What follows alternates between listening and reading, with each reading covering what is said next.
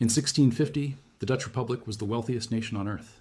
Amsterdam was the financial capital of the world. The Dutch guilder was the global reserve currency. Dutch ships controlled half the world's trade. The Bank of Amsterdam was the most powerful financial institution ever created.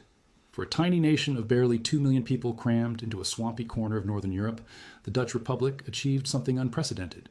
They built the world's first modern capitalist economy. They invented central banking, the stock market, and global finance as we know it.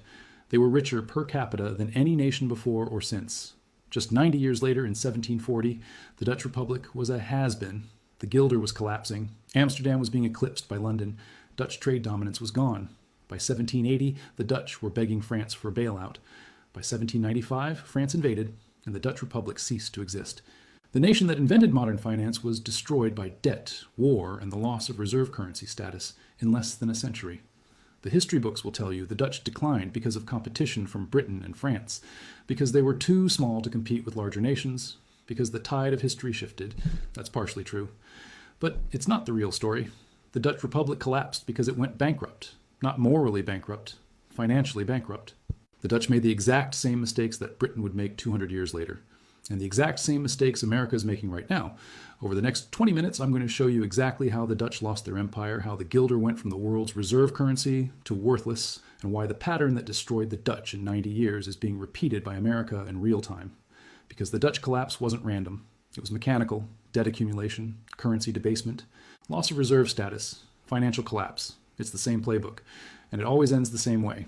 Let me show you what really happened and why it matters for understanding what's coming for the United States. In 1650, the Dutch Republic stood at the absolute peak of its power. It wasn't the largest nation. It wasn't even close. The entire Dutch Republic, all 7 provinces combined, had a population of only about 2 million people. For comparison, France had 20 million.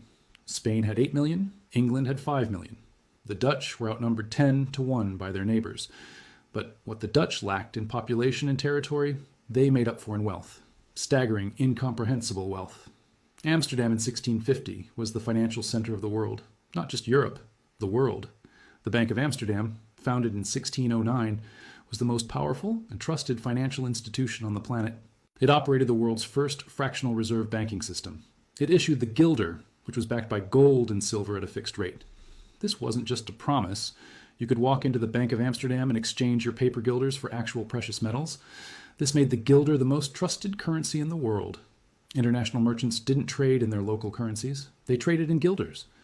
When a Portuguese merchant sold spices to an English buyer, the transaction was settled in Amsterdam guilders. When a Spanish mine owner sold silver to a French manufacturer, payment was made in guilders. The guilder was the reserve currency. The Bank of Amsterdam was the clearinghouse for global trade, and Amsterdam collected fees on every transaction. The Dutch East India Company, the VOC, was the first multinational corporation in history. Founded in 1602, it was also the first publicly traded company. You could buy shares in the VOC on the Amsterdam Stock Exchange, which was the world's first stock exchange. At its peak in the 1660s, the VOC was worth approximately 78 million guilders. Adjusted for economic size, that would be equivalent to $7.9 trillion today. The VOC was larger than Apple, Microsoft, and Google combined. It employed over 70,000 people. It had a private army of 10,000 soldiers. It operated 150 merchant ships and 40 warships. The VOC controlled trade routes across Asia, from Japan to India to Indonesia. It held monopolies on nutmeg, cloves, pepper, and cinnamon. These spices, which seem trivial today, were worth more than gold in the 17th century. The Dutch merchant fleet was the largest in the world. In 1670, the Dutch owned approximately 16,000 merchant ships. That was more than England, France, Spain, and Portugal combined. Dutch ships carried 75% of Europe's trade. If you needed to move goods, you hired a Dutch ship. If you needed maritime insurance, you went to Amsterdam. If you needed financing for a trade voyage, you borrowed from Dutch banks. The entire system of global commerce ran through the Netherlands. The wealth this generated was astronomical. Dutch per capita income in 1650 was approximately 1,300 guilders per year. In comparison, English per capita income was about 800 guilders.